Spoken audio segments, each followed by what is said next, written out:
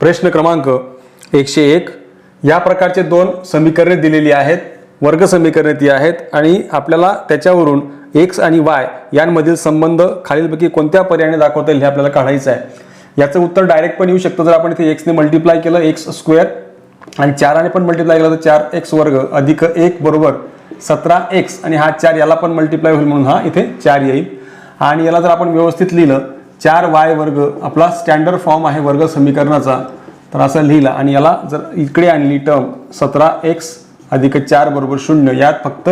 मधल्या पदाच्या चिन्हाचा फरक आहे, बाकी सगळं सेम आहे। तर अशा वेळेला यात x जो आहे तो तुम्हाला मोठा मिळेल, कारण x ची किंमत जी आहे ती या निगेटिव्हवरती डिपेंड करते, कारण निगेटिव्हचा गुणाकार जो तो पॉझिटिव्ह होता आणि त्यावेळेला त्याचे रूट्स निघताना पॉझिटिव्ह निघतात, त्याचे रूट्स जे ते निगेटिव्ह निघतील।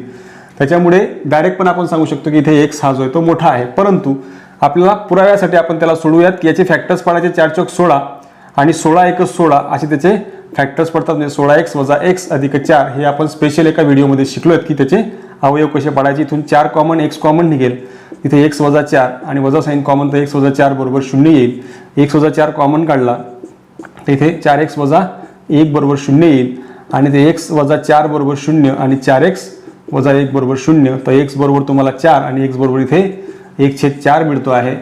सेम त्याच प्रकारचे फॅक्टर्स इकडे पण मिळतील, परंतु इकडे दोघी फॅक्टर जे आहेत ते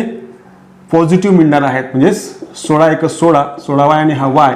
अधिक 4 बरोबर 0, तर इथे 4 कॉमन y कॉमन, इथे येईल y अधिक 4 अधिक y अधिक 4 बरोबर 0, y अधिक 4 हा कॉमन निघेल आणि इथे उरेल 4y अधिक 1 बरोबर 0, तर इथे y अधिक 4 बरोबर 0 येईल आणि 4y अधिक 1 बरोबर 0 येईल, म्हणून y बरोबर वजा 4